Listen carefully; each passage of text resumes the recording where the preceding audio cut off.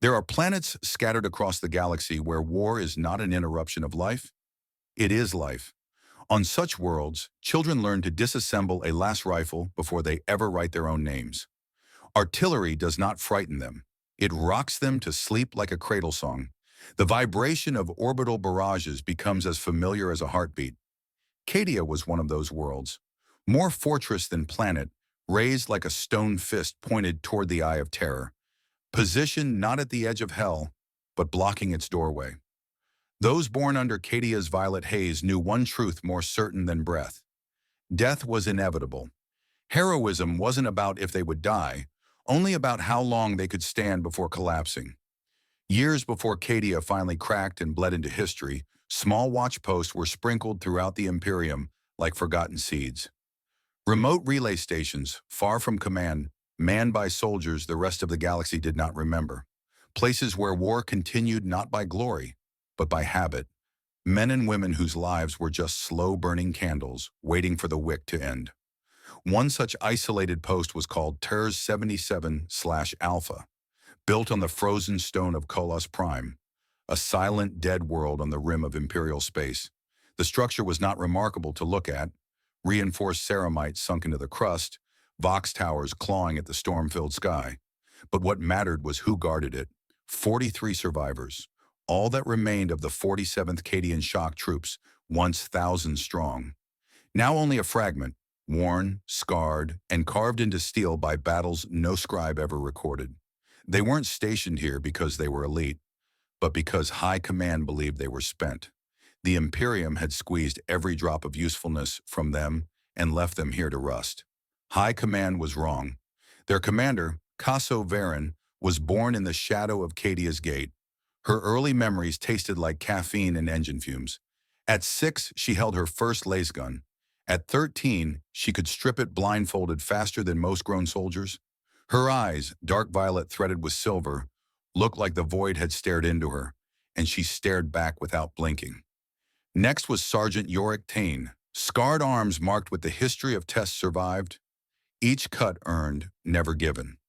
His longest scar, wrist to elbow, came from the trial of Iron Resolve, where cadets were buried alive for 3 days to test mind over terror. Many screamed for release. Thane endured, silent, awake, unbroken. Others filled the squad. Ma Corvin, grease-stained genius of machinery.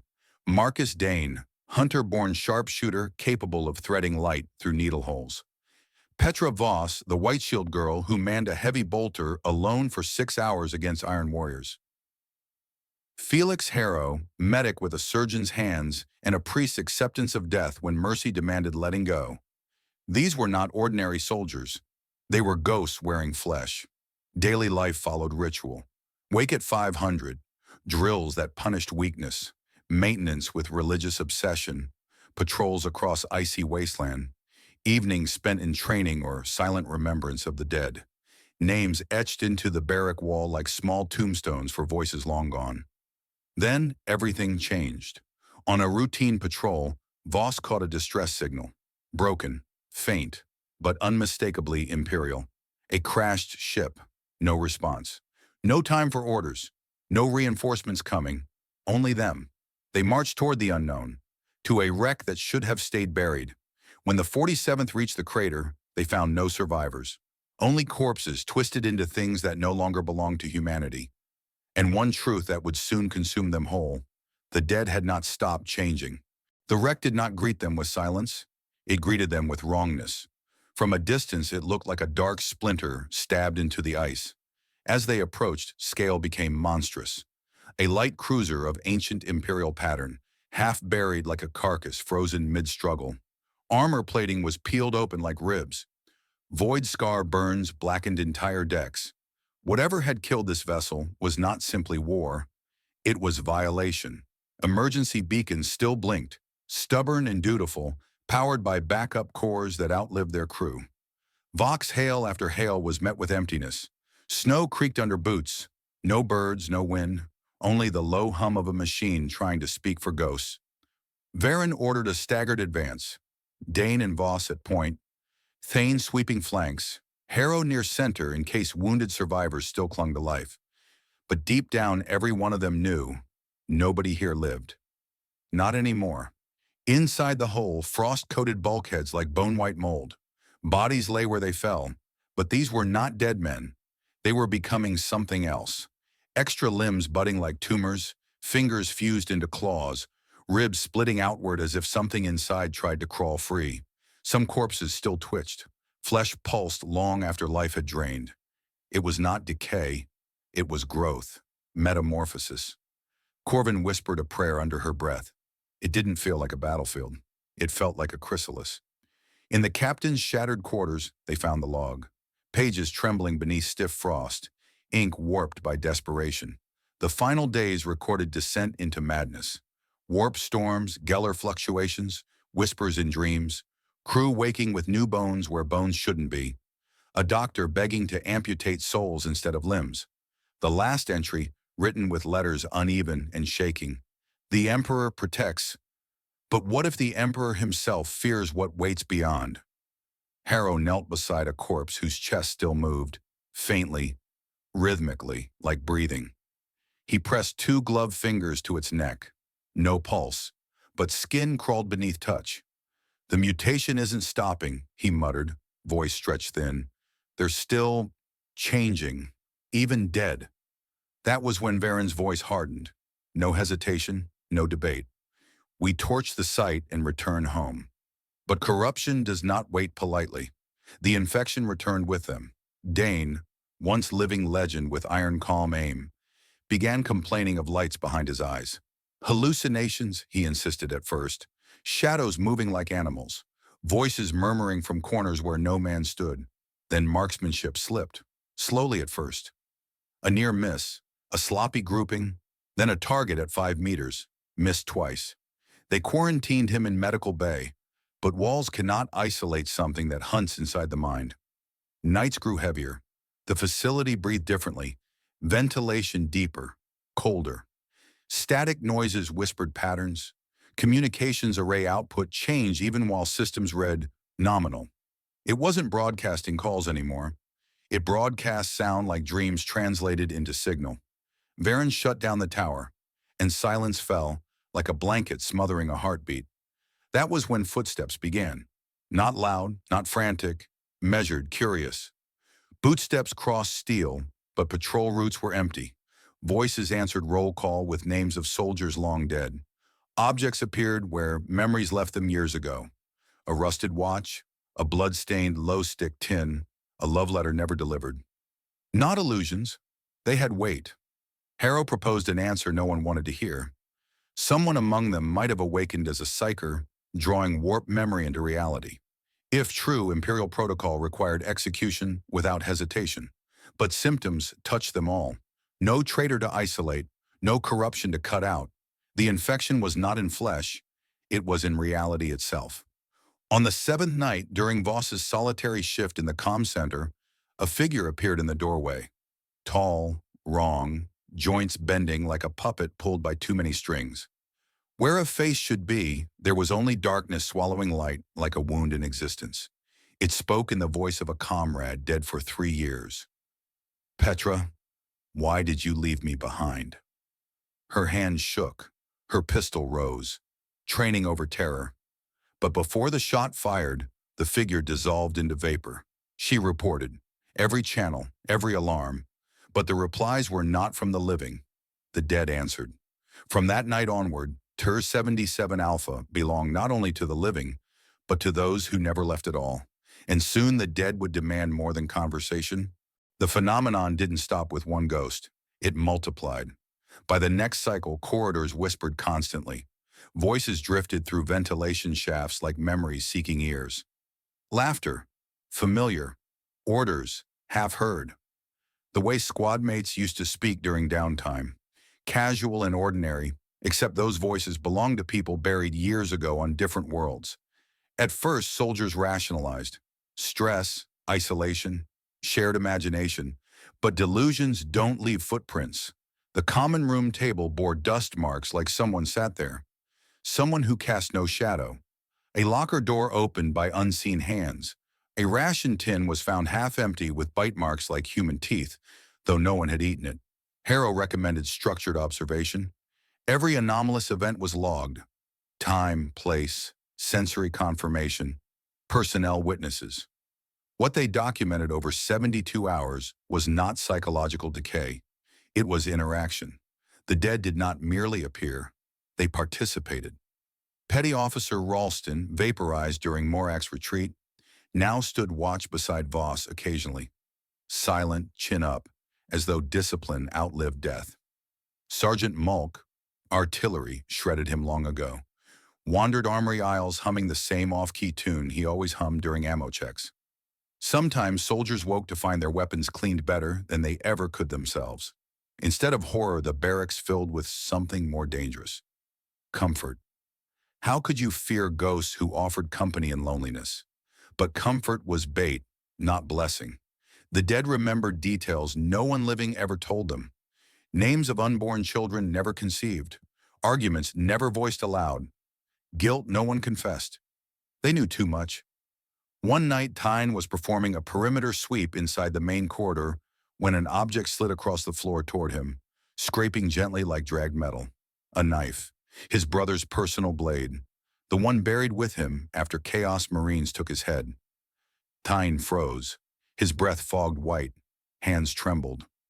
"Lad," came a voice behind him, same tone, same laugh from childhood. "You said you'd bring me home. You never did." Thane spun, but the corridor was empty. The knife remained. Real, cold, holding history. He took it to Harrow. Scans confirmed it was 100% authentic, right down to microscopic wear patterns. Corpse to metal, memory to matter. Now physical. Reality had begun rewriting itself. Soon appearances evolved further. Shapes solidified. Shadows gained form. Dead soldiers walked the station as if returning to duty, pale, translucent, movement slightly delayed like frames missing between moments. Some smiled, some stared, some cried without tears, and then questioning began. "Why did you leave us? Why didn't you come back? Why did you run while we burned?" Guilt sharpened like knives. Varen gathered the squad, her voice calm, spine rigid. "We acknowledge them, but we do not engage. We remember the fallen. We do not follow them." Easier ordered than done. That night, comms array, previously silent, flared alive spontaneously. Not human code, not Imperial, not even structured signal. It was voices layered inside static, thousands overlapping, lost, angry, familiar, pleading. "Help us. Stay with us. Join us." The station's auspex detected no intruders, no energy anomalies.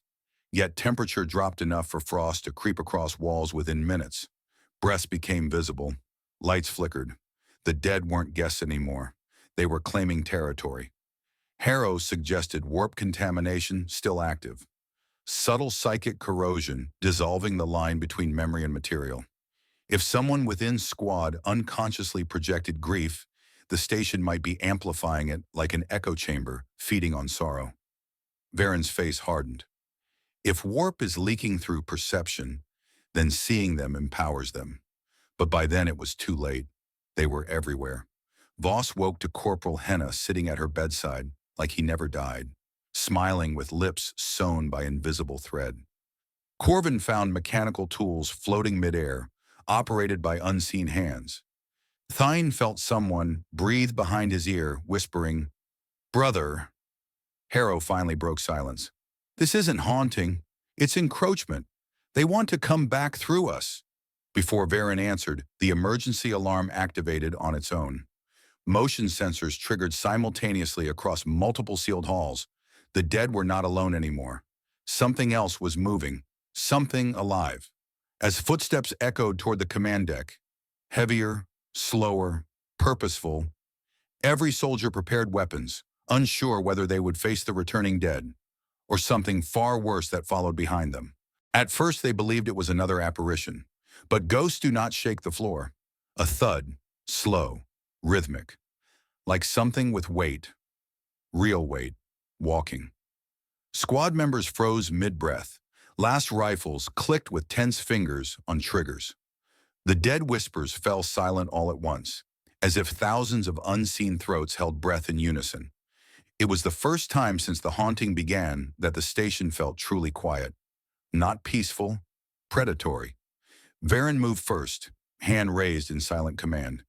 They formed a staggered arc around the main corridor, overlapping fields of fire, fallback angles mapped from muscle memory, the kind of reflex only forged by decades of war. Harrow swallowed. Static crawled along his skin like electricity. "I don't think this is them," he murmured. Thane's eyes narrowed, voice low. "No, this walks like something that knows we're watching." The corridor lights flickered, long shadows stretching like claws. A tall silhouette appeared. Not ghostly, not pale or translucent. This one was solid, but wrong. Its height exceeded average human by almost 2 heads.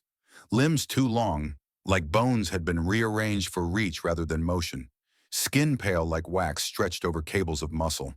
And where eyes should have been, only burn holes of emptiness, black as ruptured space. It halted just inside weapons range. Didn't speak, didn't breathe. It simply observed. Voss exhaled, finger tightening.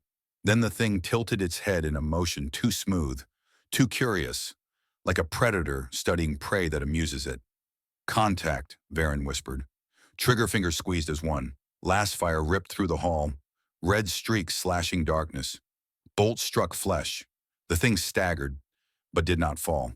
Smoke curled from impact sites as skin healed like hot wax melting, then cooling back into shape. Dane had called such shots before he decayed mentally. Clean hits, center mass. He would have been proud. Now he wasn't here to see what shrugged off death like rain. The creature's chest rose, slowly, like learning how lungs worked. Then a voice spilled out, not from its mouth, but from inside their minds. "We remember you." 3 voices spoke layered atop one another. One feminine, one deep masculine, one like whetstone being dragged. Too many to belong to one throat. Corvin's hand trembled. It's speaking in the dead voices, all at once. The squad stepped back, not out of fear, but calculation. If it could heal from direct last fire, they needed heavier solutions. Varen gave the nod. Thane pulled a frag from his belt, primed it, and rolled it with precision down the corridor. The creature watched it approach, head tilted again, curious. The explosion punched heat and shrapnel outwards. Shockwave thundered through halls. Walls shook loose frost like falling ash. When smoke cleared, the creature was still standing, leg torn off, then regrowing like ivy sprouting from bone. Muscle twisted, bones knitting, skin sealing until whole again. Harrow's voice cracked under realization. It's not just a mutation, it's progressing, improving, learning from injury. Varen gritted her teeth. Fall back, defensive grid, seal bulkheads behind us. Retreat was not cowardice, it was tactical repositioning. As they moved, the ghost returned, but changed. Not friendly, not nostalgic. Now they whispered one word in unison, thousands of voices overlapping. Open. Doors unlocked on their own, seals disengaged like listening to ghosts instead of soldiers. The station had chosen sides, or been persuaded. They reached Central Bastion and activated emergency purge protocol. Blast doors slammed, floor plates reinforced, auto turrets hummed alive at ceiling rails. But then something worse happened. The creature didn't try breaking the door. It walked through it. Metal didn't bend. It phased like mist, warping reality as it crossed threshold, as if boundary between matter and ghost no longer applied to it. This was no mere corpse. It was a vessel, a bridge between dead and living, a door both ways. As it stepped fully into the brightly lit bastion, they finally saw its face, not featureless anymore. It now wore the shifting features of everyone they ever lost. Every few seconds its face changed.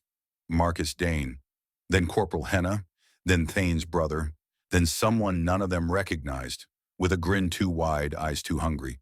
A voice slithered out like command inside bone marrow. "You opened the way. Now we come through." Harrow's breath hitched. "We didn't bring corruption back. It followed us home." The lights went out. In the dark, dozens of new footsteps joined the first. The dead had walked among them. Mutations had learned. Now something far more intelligent had crossed into reality and wasn't arriving alone. Darkness swallowed the bastion like ink poured across metal. For a heartbeat, nobody moved. Training says hold your ground. Instinct says run. But Cadians are forged against instinct. Survival is obedience before fear. Varen's voice snapped out sharp, low, controlled. Goggles. IR mode now. Clicks echoed. Vision flared green through night optics. What they saw was worse than black. The corridor behind the phased creature was full. Shapes moved. Dozens, maybe more. Not like men, like silhouettes wearing memory as skin. Some crawled, some walked backward. Some hung from ceiling like insects shaped out of former soldiers. But all stared with hollow hunger. Corvin swore under her breath, voice shaking just enough to reveal humanity beneath armor. This isn't a haunting, it's an invasion, Harrow corrected without looking away. No, it's a return. Something wants to wear flesh again. The phased creature stepped forward, soundless, graceful, as if gravity worked differently around it. Turrets locked and fired, spitting streaks of red. The thing staggered again, then adapted. Where shots hit, skin hardened like obsidian. Next bursts ricocheted as though striking armor plate. It was learning with every wound. Voss switched to overcharge. Bolts burned brighter, louder. Mini-suns snapping against shadow. The creature's arm blew off.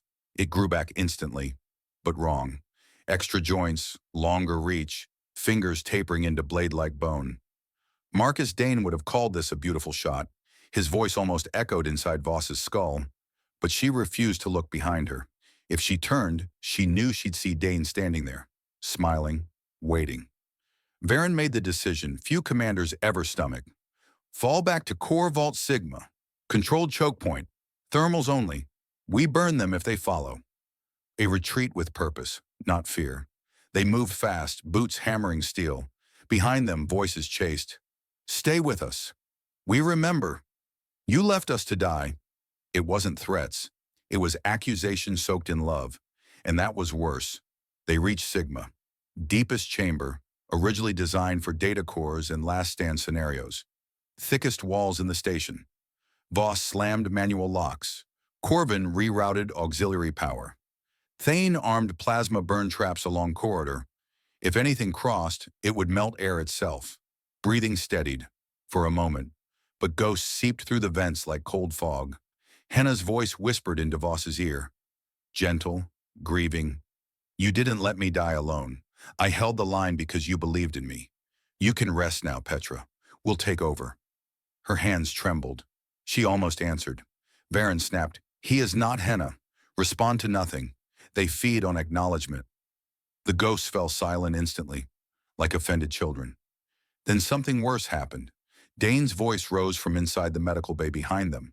Except Dane was dead. Varen shot him herself. Captain, a pause, heavy with pleading familiarity. It's cold, I'm scared. Please open the door. I can't feel my hands. Thane flinched. Voss broke formation half a step before Harrow grabbed her wrist. Don't listen, Harrow hissed. It's mimicking emotional memory. It's pulling strings. But even he wasn't fully certain. Then the medbay door handle moved from the inside. They hadn't opened it. No one living was inside. Dead or warped remnants must have found purchase. Bolts turned slowly, like invisible fingers remembering how tools worked. Tane's voice shook for the first time since childhood. If that opens, we're flanked. Varen raised her pistol, not at the door, but at Tyne. Sergeant, if you hesitate, I end you before they use you. He nodded. No fear, only acceptance. He understood. Cadians always understand. The medbay latch clicked fully open. Silence. One breath. Two. Then the door eased inward, and something stepped out wearing Dane's uniform. Face almost right, but eyes wrong. Mouth stitched into a soft, apologetic smile, as if ashamed to exist. Voss whispered, voice cracking, Marcus. It extended a hand, trembling like human, hopeful even, as if waiting for forgiveness. Varen fired first. Bolt round tore through skull, but instead of gore, mist burst like ruptured memory, reforming shape a second later. Smiling again, unhurt. You can't kill what isn't gone. The walls groaned. Lights flickered blood red. Motion sensors warned approach from all four corridors. They weren't facing one creature anymore. They were facing a resurrection, a whole battalion of the dead learning to be alive again. The vault doors shuddered under dozens of hands, living, dead, and something in between. And the 47th Cadian realized they were no longer defending a station. They were defending reality itself. The vault doors buckled like something outside was pressing from every plane at once. Not pushing, but insisting. Metal groaned as if reality itself wanted to make room for intruders. Varen stood at the center of the room like an anchor against a storm, voice cutting through panic like steel. Positions! Plasma coils hot! If they breach, we burn corridor paths. No hesitation. Even ghosts hesitated before fire. Warp-born things remembered flame deeper than fear. Corvin routed coolant flow, fingers shaking only when she wasn't aware of them. Thane loaded crack rounds with steady rhythm like prayer. Voss sighted down her last rifle, jaw clenched so hard her teeth creaked. Harrow readied medkits, but he also prepared morphine vials for mercy kill protocols if things went unsalvageable. Every Cadian understood both jobs. The first breach came not from outside, but through the floor. Metal rippled like thawing ice, expanding outward until fingers, thin, bone pale, clawed through plating. Then another, and another. Dozens of hands, grasping, searching, reaching like memories trying to become flesh. Voss fired reflexively. Lost bolts tore through fingers. They evaporated into mist, then reformed seconds later, stronger, thicker, tendon-webbed like evolution improving design. Thine swore, switching to incendiary. One throw, one arc. Whoomp! Flames washed across the floor. Screams of things without lungs filled the vault, howling like steel splitting under pressure. The hands retracted, but not defeated, just delayed. The door bulged again. One slam, two, three, like something bigger coordinated now. Then everything stopped. Silence fell like a guillotine blade. The whispers, footsteps, scratching, gone. Corvin's breathing sounded too loud. Harrow's pulse was audible through his neck. Varen lifted one finger, the universal signal. Listen. Through the stillness came singing, soft, distant, a soldier's marching hymn, one the 47th sang on Cadia before deployments. A man's voice, clear, familiar. Dane's voice. Though the stars fall and worlds fade, we march. It wasn't haunting, it was inviting, like a lullaby meant to soften resolve. The door lock clicked, not forced, released, from inside the mechanism, as if the station itself wanted to open. Harrow whispered, breath trembling, "It's not them trying to get in, it's the base trying to let them." Warp corruption wasn't just inside the dead, it was rewriting the facility like a living organism. Before Varen could command countermeasures, the door slid open a hand's width, just enough for something thin to slip through. Light spilled into the hall, but not lamplight, a pale golden glow, soft like dawn. And through that glow stepped figures wearing old Imperial uniforms, immaculate, unstained, as if death polished them instead of rotting. But unlike the shifting creatures before, these ones radiated calm, warmth, familiarity, angels, saints, or lies wearing comfort like bait. Their leader, a tall figure with gentle eyes and a voice smoother than prayer, spoke without opening its mouth. "Children of the Emperor, you suffer, you bleed. Let us lift your burden." Not threat, not accusation, temptation. Voss staggered. She saw Henna beside that radiant figure, smiling with arms open as if welcoming her home. Corvin saw her lost mechanical apprentice running toward her. Tyen saw his brother whole, uniform pressed, metals shining. Grief cracked like ice under weight. Harrow recognized the pattern instantly. False salvation. Warp entities did not always offer terror first. Sometimes they offered relief. He shouted before anyone slipped. "They are not angels. They're shape echoes. They're using our memories to breach consent." Consent. That was the key. Ghosts could intrude, but these new ones sought welcome, invitation, worship. If even one soldier reached out, the door between life and warp would fully open. Voss's weapon lowered an inch. Corvin stepped forward unconsciously. Tyne's breath hitched like a sob he never allowed himself before. Varen didn't think. She acted. She fired a single bolter round into the glowing figure's head, point blank. No hesitation. The golden illusion shattered like stained glass. Behind it was not an angel, but a twisted corpse being wearing light like skin. Its skull split open like a blooming flower made of bone. Light twisted to black. Comfort twisted to hunger. Dozens of shapes behind it shrieked. Pained, surprised, furious. The illusion dropped across all of them, revealing rotted horrors wearing scraps of humanity. Then every corpse screamed one word together like a command. Take them! The assault truly began. Reality buckled as two forces, dead memory and golden false salvation, converged. Ter 77 was no longer haunted. It was becoming a gate. The vault transformed into a war zone in a single heartbeat. Once the golden illusions collapsed, the corridor filled with what hid beneath the beauty. Flesh warped like clay kneaded by nightmares. Eyes grown where none should exist. Mouths stitched into smiles too wide for bone to support. They surged with terrible purpose. Not mindless like zombies, but coordinated like soldiers returning to formation. The dead remembered discipline. Varen roared, "Burn the corridor!" Corvin slammed the ignition switch. Pipes lining the walls erupted, flooding the passage with a tide of pressurized fire. Screams filled the air. Not human, something layered and distorted. Creatures blistered, flesh sloughing off like melting wax. But they did not retreat. Some walked through flames, blistering, healing, evolving. Fire taught them. Pain strengthened them. Tane threw a plasma grenade down the burning hallway. The explosion sucked oxygen from the vault, heat slamming chest cavities like hammers. The first wave collapsed into blackened husks. The second wave stepped on them like stepping stones. They were learning faster now. Voss swapped power cells with shaking fingers. Her voice trembled, yet held steel. "We're not fighting ghosts anymore. We're fighting what ghosts want to become." Harrow, sweat dripping down his mask, whispered what all feared. "We are the template. They're trying to replace us." It made horrifying sense. The dead did not want company.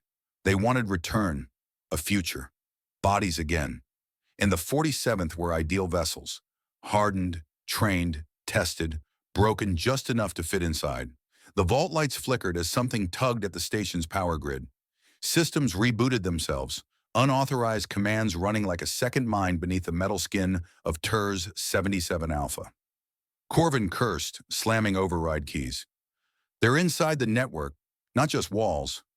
The whole facility is contaminated." Armor alarms flashed red. Life support fluctuated. Pressure dipped. For a moment, air tasted thin, like high-altitude ice, as if the station was trying to kill the living to make room for the dead. Varen steadied herself. Her mind locked onto ruthless clarity only war-scarred veterans achieve. If this base falls, the warp has a doorway. We hold not for survival, for the Imperium, a purpose larger than life itself. Then, footsteps echoed behind them. Not from Hall, from inside the vault. Every rifle turned, and Dane stood there, or what had once been him. No shimmering illusion now. He was solid, skin pale, eyes reflective like polished metal. Uniform patched with voided flesh beneath. He held his lazarifal reversed, not to shoot, but like a staff, like a man remembering the shape of war. "Captain," Dane's voice was gentle, painfully human. "You shouldn't fight this. We've crossed the veil. We can come back together. No more orders. No more dying alone. Just rest. Come with us." He reached out. Open hand, no threat. The worst temptations wear kindness. Voss's breath hitched. Her eyes watered.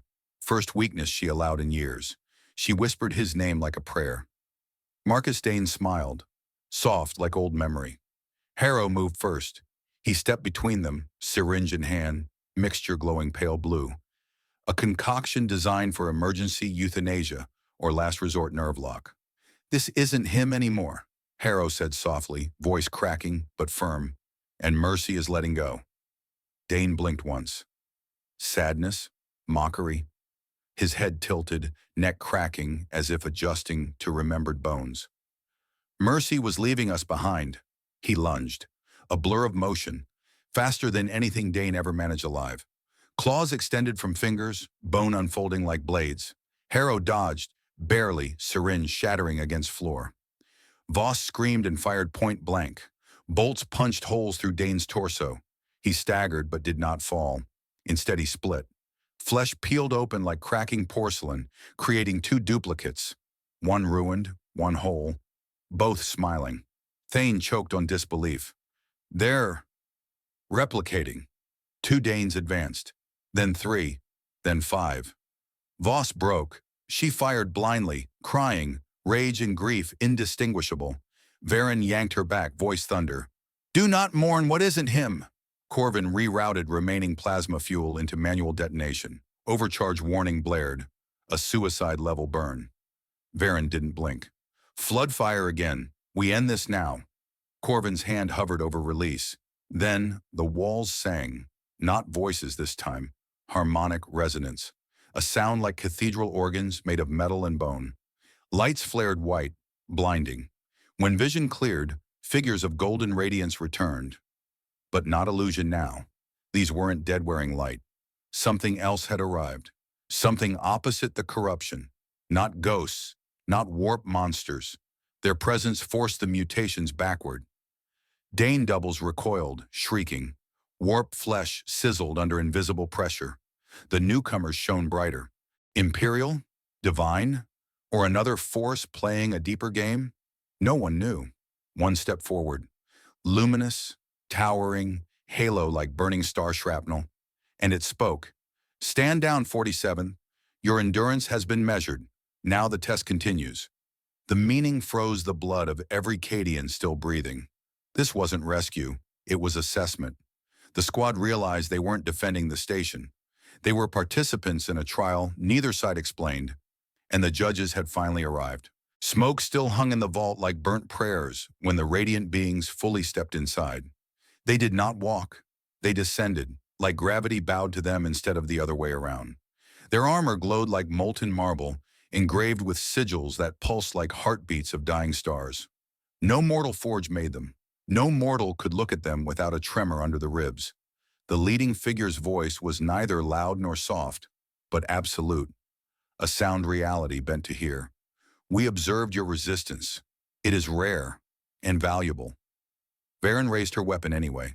She did not bow. Cadians do not kneel, not to demons, not to angels. Identify yourself, she commanded, tone even as her heart thundered. Under whose authority do you judge Imperial soldiers? The luminous figure regarded her with eyes like twin suns behind glass. No emotion, no ego, only measurement. We serve no throne. We serve balance, preservation, continuity. Harrow muttered under his breath. Not Imperial, not chaos. His voice shook. Something between. Corvin frowned. Then why intervene now? Why let the dead breach reality first? The being's gaze shifted, not turning its head, but presence itself rotating like an eclipse. Corruption seeks to return. It tests the living. You resisted. Most break. You did not. Voss, still trembling from seeing Dane's face, spat bitterly. So we're lab rats? A demonstration for someone else's amusement? For the first time, the figure's glow dimmed. Just slightly, like irritation or disappointment. Not amusement, calculation.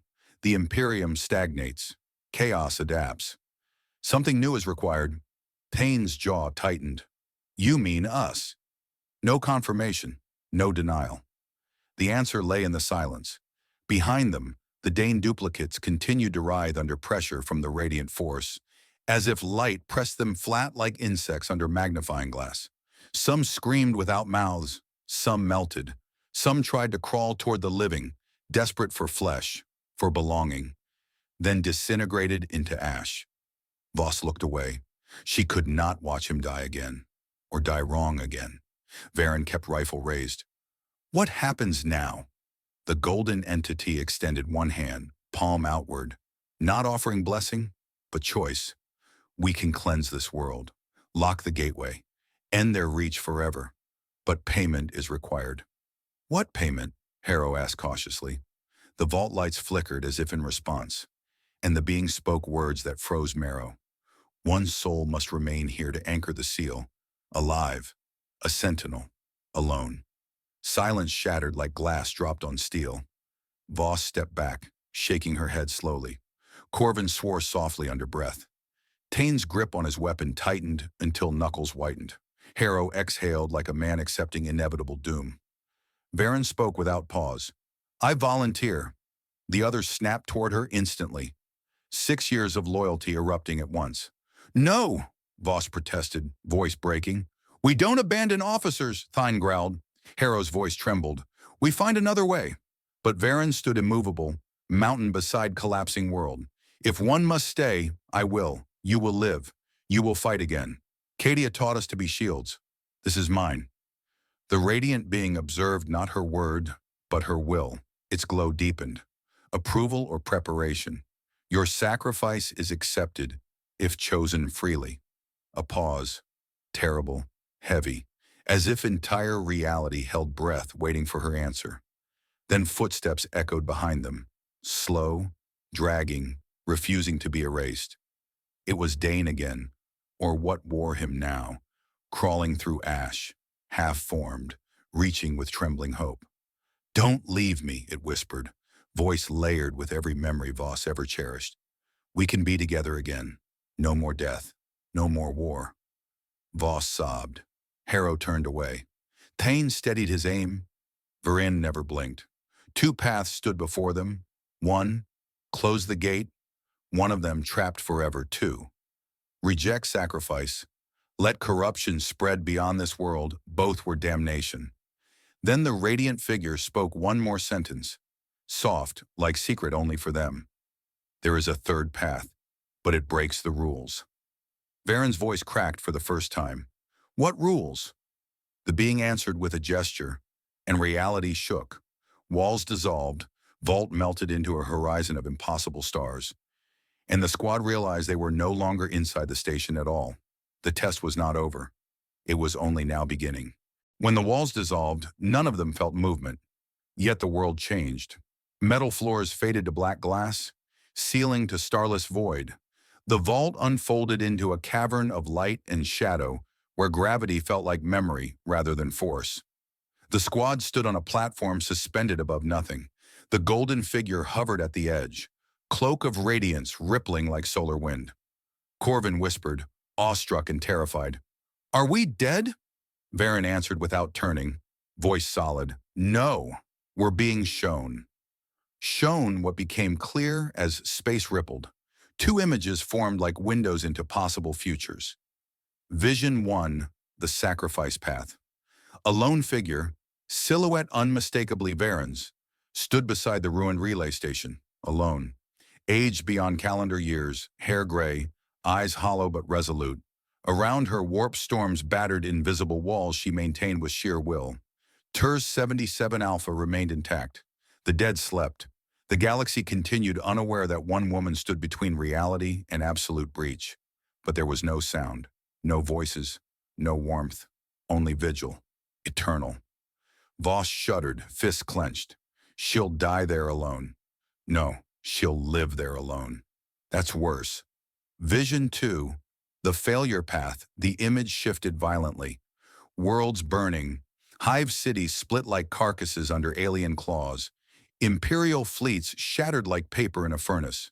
People screaming, but voices distorted, half laughing, half weeping. Not death, conversion. Corrupted Dane forms marched in perfect cadence, wearing Cadian armor. The dead led the living like shepherds leading sheep into a slaughterhouse of rebirth. Warp and flesh merged until difference was meaningless. Voss staggered. That's what happens if we run. Harrow's jaw tightened. Or if we break. Only then did the third image spark, dim, unstable. flickering like a candle struggling in storm wind. Vision 3. The Forbidden Path. It showed the squad together, alive, unbroken, standing, not defensively, leading. New weapons in hand, shapes forged from light and shadow, eyes burnished with something beyond human, insight or curse. Behind them, two forces clashed, warp-born horrors versus radiant sentinels, and the 47th fought at the forefront, not as victims or sacrifices, but as something new. Thane whispered it first. Evolved. Corvin exhaled, realization dawning slow like sunrise. They want to change us, not destroy, not save, upgrade. The golden being finally spoke, tone like prophecy carved in steel. The Imperium stagnates. Chaos adapts. You must become the bridge. Voss nearly dropped her rifle. You want to make us weapons? Not want, the being corrected. Require. Harrow stepped forward, voice quiet but steel-threaded. What is the cost? The being's glow dimmed a soft ember. Respectful.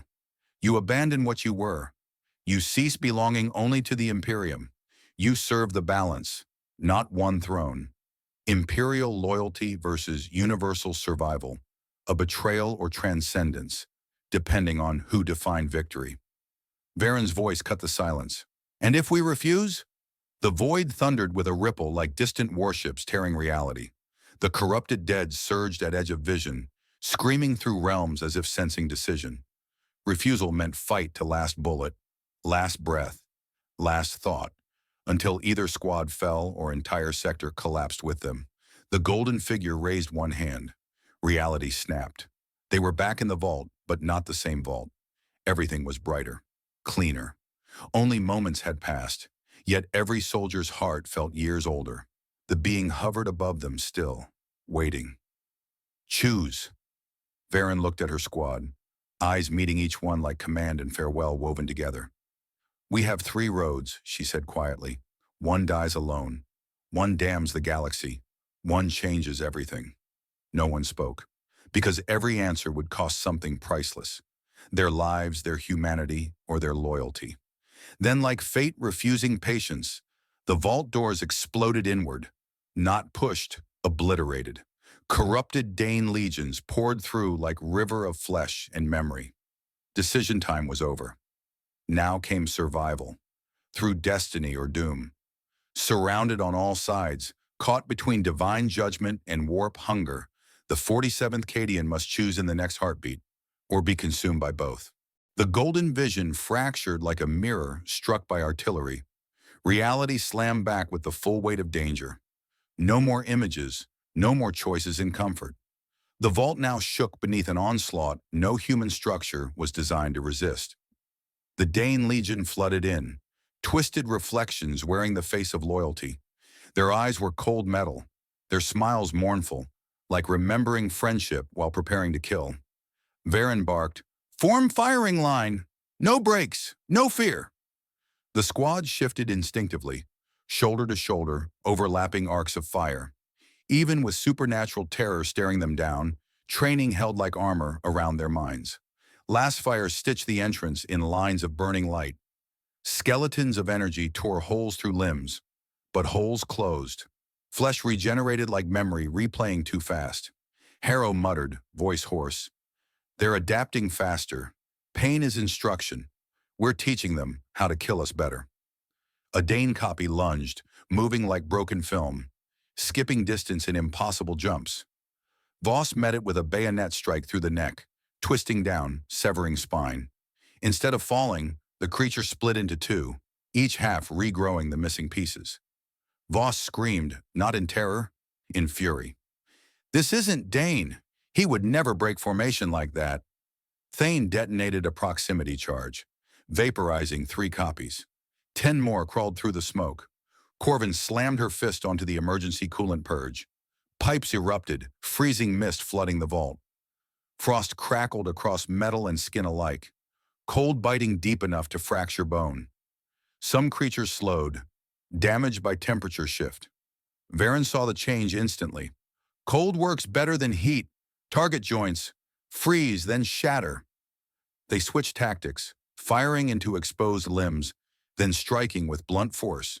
Dane copies fell like porcelain figurines cracked under hammer blows, breaking, reforming slower in cold.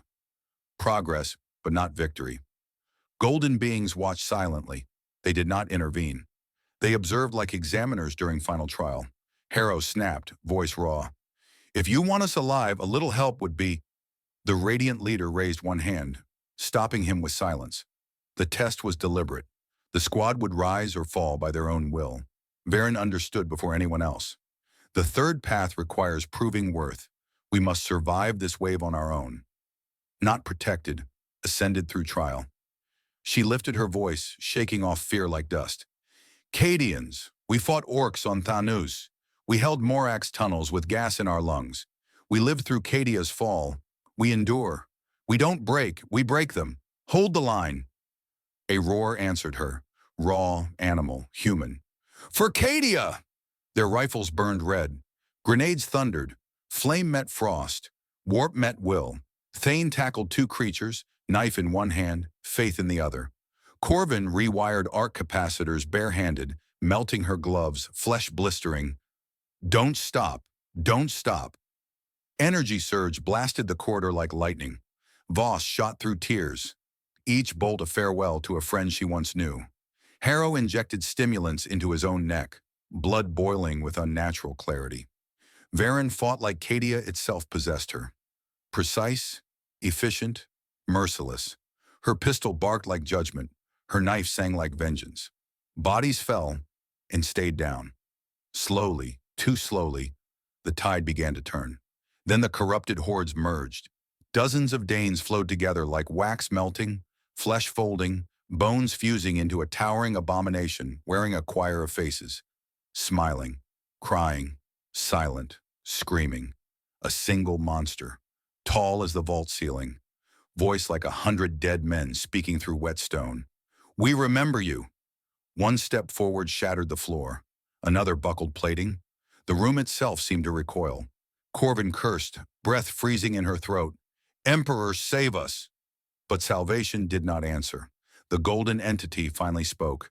Your moment of choice is now. Three paths reappeared like burning brands in their minds. Sacrifice, failure, or transformation. Voss yelled over the roar. Varen, command! What do we choose? The abomination charged, unstoppable. Varen inhaled, calm in chaos, and spoke two words. Path 3. Golden beings reacted. Reality split open. Light and darkness spiraled, pulling them between worlds. The merging monster lunged at them mid-shift, shrieking. Everything became light. Then nothing. Re-hook. When the world reformed, the squad found themselves somewhere else entirely. And they were not the same soldiers who left the vault. Light swallowed them whole, not burning, not blinding. More like being unmade and reforged at the same time, as if bones were remembered differently and rebuilt from memory more perfect than flesh allowed. When sight returned, the vault was gone. Instead, they stood inside a vast expanse of white gold plains, stretching infinitely in all directions, like dawn frozen into solid ground. A sky of swirling nebulae shimmered overhead. Neither warp nor real space, something in between. A realm built from intent, not matter. Their weapons were gone, but their hands felt heavy, charged, alive, electric. Voss raised her palm by instinct, and raw energy rippled outward like a shockwave, scattering dust of light. She gasped. What? What did I just do? Corvin's breathing trembled. Her fingers twitched, and she could see electricity inside her veins like silver threads under skin. Harrow pressed two fingers to his wrist. His pulse was steady. Too steady. Wounds from battle were gone. Not healed. Never existed. Tyne looked around, eyes unfocused, sensing more than seeing. I can feel you, he whispered. Your emotions. Fear. Hope. All of it's clear. Their enhancements, subtle aboard the ship, were now unmistakable. They hadn't imagined it. The third path was not promise. It was already happening. Varen stood at the front, posture steady, though her heart raced. What now? She asked the golden being who'd brought them here. The entity's form brightened, voice resonant, like history speaking through a person. Now you must prove you are worthy to return, not as soldiers, but as sentinels. A wave of fear rippled through the squad, not from cowardice, but from weight. They weren't being saved. They were being drafted into something far greater than the Imperial Guard. Voss clenched fists. If this is power, why does it feel like a funeral? The being answered simply, all evolution is the death of what came before. Before anyone could respond, the planes shook, a fracture tearing through horizon like claws ripping silk. From the wound crawled twisting horrors, the Dane echoes, but now far more monstrous, no longer pretending to be human. Dozens, hundreds, a tide of broken memories crawling toward them, like ants made of grief. Varen took one step forward, instinct of a commander. Our weapons? You no longer need them, the being replied. Silence pooled like oil. Tyne felt something inside him shift, thoughts rearranging like formation orders. He lifted two fingers, and a translucent barrier snapped into existence around them, shimmering like heat haze. He gasped at his own hand. I didn't think that. I just willed it. Harrow's eyes widened. So this is what they wanted, not to kill them, but to counter them. The creatures screamed, rushing forward. Voss stepped up beside Tan, raising both palms. Her voice cracked but held steel. For Cadia! Energy burst from her like artillery, vaporizing the first wave. Where warp flesh touched the blast it unmade, returning to dust in memory. Corvin flicked her wrist, and lightning answered, ripping across the field, chaining through dozens at once. Harrow struck his palm against the ground, and light wove into healing, strength filling the squad like adrenaline blessed by saints. Varen alone had not acted yet, not because she couldn't, but because she was waiting, watching, learning. Leadership wasn't firing first, it was choosing when to fire last. The golden entity spoke, tone shifting like judgment. Power alone is not enough. A sentinel must command it, without losing self. The horrors surged, adapting. They began forming into one massive shape, a warped titan of Dane faces, screaming as one mind. Thane's barrier trembled. Voss staggered. Corvin's lightning flickered. Varen inhaled once, then stepped forward alone. She raised her hand. Nothing visible happened, but the ground obeyed her command. Reality bent around her voice. Kneel! The titan collapsed, not physically but existentially, as if her command was law. The golden figure's light flared in acknowledgement. You begin to understand. The warped titan writhed, reforming. They hadn't won. This was only first trial. Voss stared at Varen like seeing her first time. Captain, what are we becoming? Varen didn't answer, because she didn't know. But the answer was coming fast. The golden entity turned, wings of light stretching like solar flares. One final test remains. If you survive, you return changed. If you fail, the horizon split open again, larger, deeper, roaring like the eye of terror itself. From within rose a shadow tall as mountains, presence crushing thought like fists closing around stars. Not Dane, not ghosts. Something older, something commanding them. A voice filled the infinite. You open the gate, now we enter. Cold terror and destiny collided. As the true source of corruption stepped into their plane, the 47th must face a cosmic enemy with newborn power, and one mistake could turn them into the very monsters they fight. The horizon did not merely open, it tore. Reality frayed like fabric dragged across rusted nails. Color bled out of existence, sound folded inward. Even gravity forgot its direction for a heartbeat. From the rupture stepped something so vast the mind tried to shrink it into something understandable, and failed. It was not one entity, but a legion compressed into a single presence. A god wound, a memory of war given shape. It had no face, only a shifting void wearing fragments of lost soldiers' silhouettes like trophies. Hands, dozens of them, reached outward, some skeletal, others freshly human, fingers twitching with newborn hunger. Mouths opened where mouths should never be. screaming prayers and curses in the same breath. Varen felt her spine lock. A human mind was not built to look at a concept, but she forced herself to, because leadership isn't comfort, it's defiance. Tane staggered back, barrier flickering. "What is that?" Harrow's voice was a whisper broken by awe. "The architect behind the dead, the one mutating them. We saw only the children before. And now we meet the parent," Corvin finished, jaw tight as she sparked lightning across her palms. The golden beings remained motionless, not intervening, not shielding them. Observers, judges, waiting to see what humanity would do against the impossible.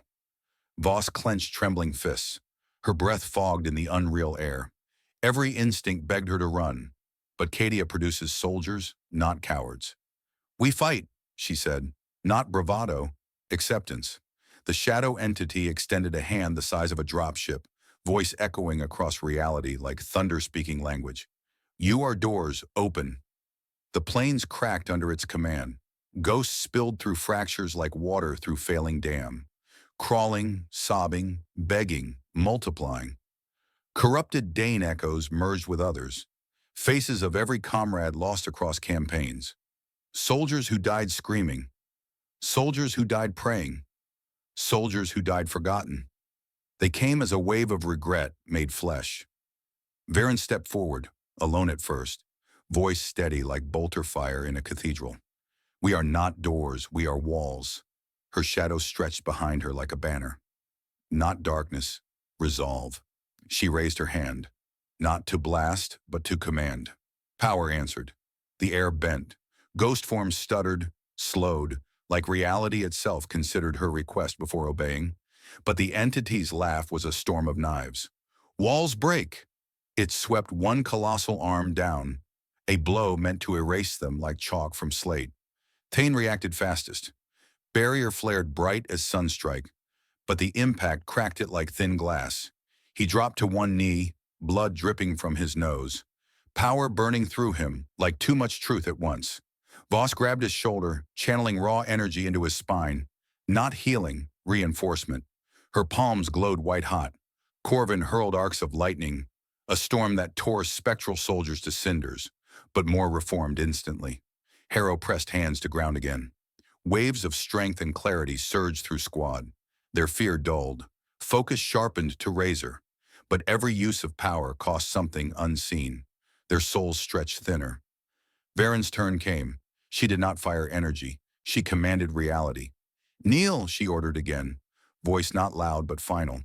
1,000 ghosts collapsed mid-charge. Forced by obedience, written into existence. But the colossal entity did not kneel. It stopped. It looked at her deeper, as if examining a puzzle piece fitting where it shouldn't.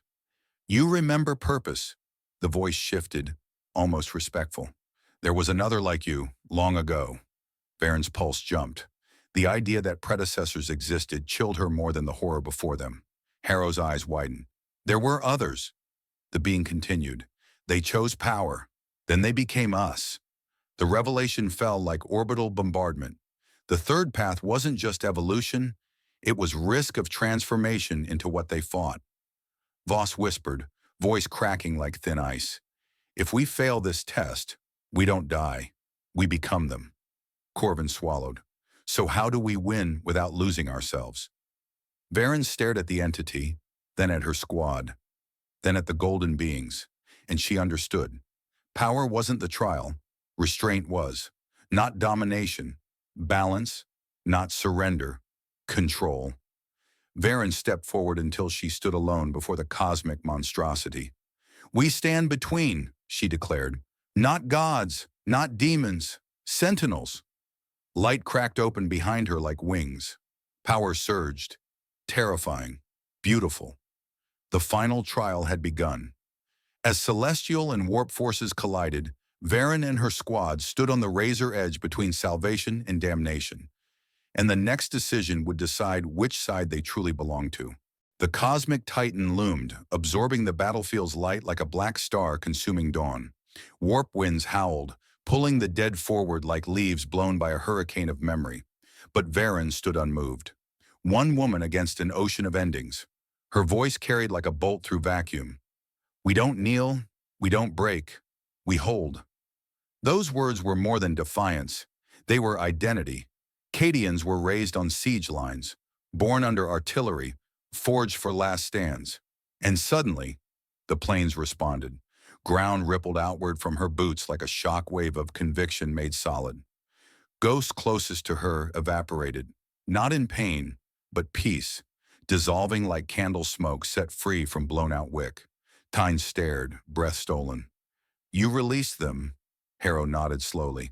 Not destroyed, released, set right. Understanding bloomed like fire and ice together. They weren't meant to kill the dead. They were meant to heal what warp twisted. The Titan sensed it, roared without a mouth. Mercy is corruption. Only strength endures. It struck again, arms sweeping down with enough force to erase continents. Varen didn't block. She didn't dodge. She raised a hand, but not to stop the blow, to accept it without surrender. The impact met her like a meteor strike. Ground shattered, light exploded sideways. But instead of crushing her, the force broke around her like water around rock. Because she didn't resist from fear. She anchored from purpose. Her voice thundered back. Strength is mercy when wielded by the living. Energy rippled from her, golden white like dawn spears. Not destruction, purification. The Titan reeled, shrinking by a fraction. Not wounded, but pushed out of its certainty. Voss caught on first. What if power isn't to dominate, but to balance? Corvin extended her hand. Lightning burst outward, but softer, controlled. She turned the storm not into a weapon, but a cleansing flame, washing ghosts clean instead of burning them. Dozens dissolved peacefully, freed from warp's chains. Harrow raised both hands. His healing pulse spread across battlefield, stabilizing their minds, sealing cracks in reality where corruption leaked.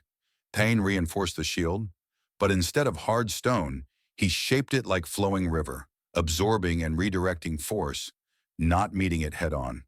A new formation emerged. Not soldiers behind a commander, but a circle of equals around Varen, a united will. The Golden Observers watched silently, and for the first time one nodded. The Titan, sensing shift, writhed in fury. Sentiment is weakness. You will break. It unleashed everything at once. A catastrophic torrent of dead memories. Regret made storms. Warp fire burning like narrative rewriting itself. The squad staggered. Even empowered, they were still human hearts against cosmic hunger. Voss screamed, not fear but fury, as Dane's voice echoed inside her mind. The real memory, the friends she lost. Hold the line, Petra. Don't let me be used for this. Her tears fell like silver drops, burning holes of light in ground. She stood straighter, not to kill Dane echoes, to release him. Varen saw it, knew the final move. Power surged again, but she tempered it like a blade quenched in discipline rather than rage. She stepped forward alone. Enough! The word wasn't a threat. It was a verdict. Ghosts froze mid-charge. Horrors paused, uncertain. Even the Titan hesitated. Varen lowered her weapon. Deliberately, no fear, no submission, just choice. We are Cadians. We don't become you. We don't serve them. We stand in between. The plains shook. The Titan fought back. Between is impossible. You are one or the other. Varen's answer was a whisper heavy as artillery. Then we redefine the middle. Light erupted, not blinding, but revealing. Ghosts shed warped skin like snakes sloughing death. Dane appeared whole, not corrupted clone, but memory freed. Smiling, proud. Good shot, Captain, he said, fading peacefully like embers carried by wind. Voss sobbed, but did not fall. She stood taller. The Titan shrank again, losing mass, losing voice, losing inevitability. Balance was working, but balance required cost. Cracks spread across the white-gold plain, time fraying like paper in fire. The Golden Judge finally spoke. You succeed, Wanch, but the gate still hungers. A mortal sacrifice must anchor equilibrium. Tyne whispered, hollow. We're back to that choice. But this time Varen wasn't alone. Voss wiped her cheeks. If one stays, we all stay. Harrow nodded, calm. A sentinel isn't a person, It's a unit. Corvin smirked through pain. Try kicking us out. I dare you. Thane raised barrier around them all. Cadia stands. Together or not at all. The Titan roared anew, sensing loss of claim. Balance was near, but one mistake could flip everything back to horror. Varen looked at her squad, love like war fire in eyes. Then we choose the third path, but together. Power built like storm about to break. As the final ritual formed, a unity sacrifice not singular, the Titan prepared one last desperate strike to shatter them. And in the next heartbeat, the galaxy's future would tilt to salvation, or a nightmare evolution. The plane trembled like a battlefield seconds before bombardment. A wind of memories, of voices of the dead, the almost dead, the forgotten, howled across the white horizon. Each whisper tried to pull them apart, feed doubt into joints, fracture unity. But unity held. 6 hearts. 6 will engines locked together like teeth in a war gear. Each one scarred, broken, but none alone. Varen stepped to the center of the group, voice steady as fortress walls. No single sentinel, no martyr. We're a phalanx, 6 shields, one purpose. They linked hands, not ceremony, formation. Harrow's grip was warm, reassuring. Thane's hand shook, not from fear, but restraint. Voss's fingers dug in like a survivor, refusing to lose one more brother to the dark. Corvin's pulse hummed electricity. The last soldier, heavy shoulders breathing like engine pistons, stood firm. A circle, a bulwark, a statement. The golden beings watched without blinking, unreadable as statues carved from dying suns. The Titan screamed, not sound, memory collapsing. The plains turned black, then white, then a blinding flicker of every moment of war the 47th ever survived. Trenches at Morax, cadet drills on Cadia, brothers dying under bombardment, blood on concrete floors, laughter in barracks when death slept for a night. It hurled their lives back at them as weapons. You cannot carry eternity, the Titan's voice shredded thought like shrapnel. You break, you bleed, you love. All these are weakness. Varen squeezed tighter. Her reply was whisper calm. We break and stand again. Their circle ignited. Not flame, not warp fire. A new light, silver gold, threaded with human memory. Not divine, not chaotic, balanced. Thane's barrier surged outward, no longer brittle shield, but horizon wall extending miles in seconds. Corvin fed power into it, lightning weaving into structure like steel reinforcement. Voss projected raw will, grief sharpened into purpose, turning barrier solid as plated adamantium. Harrow channeled life into the circle, preventing their minds from burning under weight of power. Another soldier anchored the rear. Silent focus, unbreakable. Varen did not project power. She directed it. Command. Intent. Anchor. Her voice carried beyond sound, into reality's bones. Stand! The barrier became a dome around them, shimmering, breathing, alive. The Titan struck. A mountain-sized fist smashed into the dome. Reality cracked under the blow. Ground split like broken history. Pressure forced squad members to knees, bones groaning, vision blurring. But they did not fall apart. They leaned inward. Pain shared becomes weight halved. Another strike, stronger. The dome flickered, dimmed, then brightened as Harrow screamed and forced life energy into cracks. A third strike, a fourth. The Titan shrieked. Anger and confusion mingled. Unity was something Warp did not understand. We're not doors, Varen's voice shook the plane. We are gatekeepers. Power poured from circle into the ground. Reality around them rewove, warp threads snapping like rotten sinew. Each ghost touched by light dissolved not in agony, but peace, released to final rest. Dane stood among them momentarily, smiling softly, then vanished like morning frost. Voss gasped, pain through joy. She stood straighter. Corvin grit teeth, forcing another surge into the barrier. Lightning arced into her hair, eyes glowing electric white. Tyne's barrier held. Harrow's healing never wavered. The Titan recoiled, losing form, shrinking like a storm losing center. It screamed, a wordless sound that meant rage, loss, fear. You choose balance? You choose mortality? Varen stepped forward, circle holding behind her like wall of stars. We choose to remain human while wielding more than human strength. Golden beings moved for the first time and stepping closer, radiance intensifying.